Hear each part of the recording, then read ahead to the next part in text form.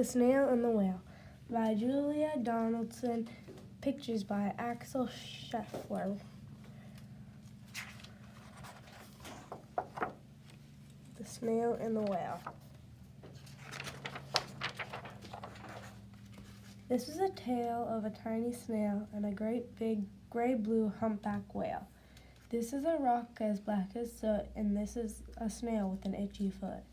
The sea snail slithered all over the rock and gazed at the sea and the ships in the dock. And as she gazed, she sniffled and sighed. The sea is deep and the world is wide. How I long to sail, said the tiny snail.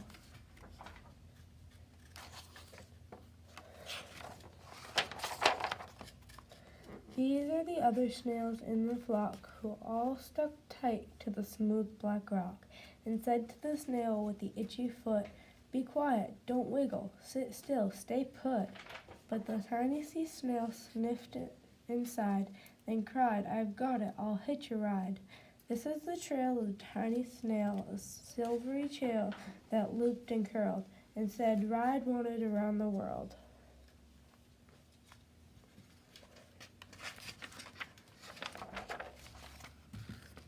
This is the whale who came one night when the tide was high and the stars were bright, a humpback whale with immensely long, who sang to the snail a wonderful song of shimmering ice and coral caves and shooting stars in enormous waves. And this is the tale of the humpback whale. He held it out of the starlight sea and said to the snail, "Come sail with me."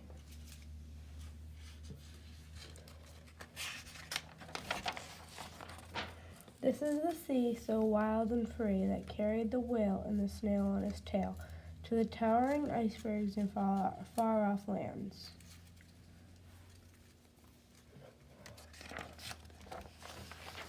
With fiery mountains and golden sands.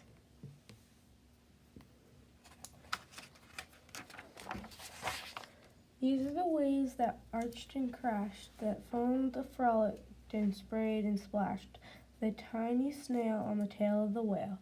These are the caves beneath the waves where the colorful fish with feathery fins and sharks with hideous toothy grins swam past the rail and the snail on his tail.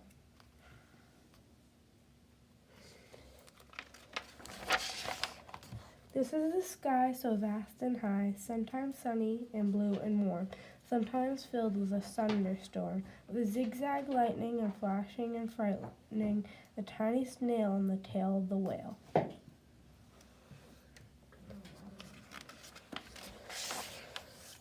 As she gazed at the sea, at the sky, at the sea, the land, the waves in the caves and the golden sand, she gazed and gazed, amazed by it all.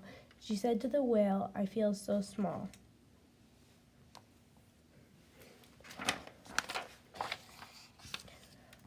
But then came the day the whale lost his way. There were speedboats running a race, zigzagging and zooming all over the place, upsetting the whale with their ear-splitting roar, making him swim too close to the shore.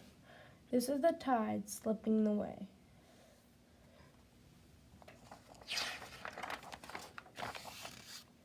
And this is the whale lying beached in a bay. "Quick off the sand, back to the sea," cried the snail. "I can't move on land, I'm too big," moaned the whale. The snail felt helpless and terribly small. "Then I've got it," she cried, and started to smile. "I must not fail," said the tiny snail.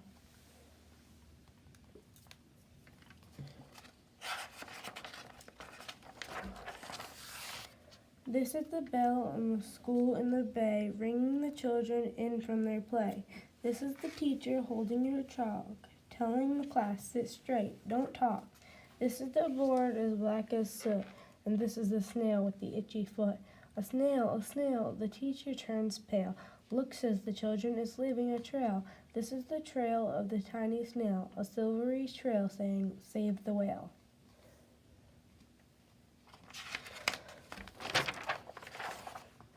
These are the children running from school, fetching the fireman, digging a pool, squirting and spraying to keep the whale cool.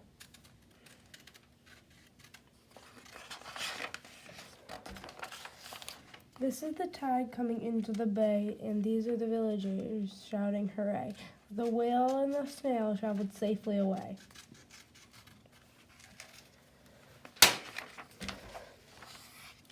Back to the dock and the flock on the rocks, who said, how's time flown, and haven't you grown? And the whale and the snail told their wonderful tale of shimmering ice in coral caves, and shooting stars in enormous waves, and how the snail, and so small and frail, with their looping, curling, silvery shell, saved the life of the humpback whale. Then the humpback whale held out its tail, and on crawled snail after snail after snail.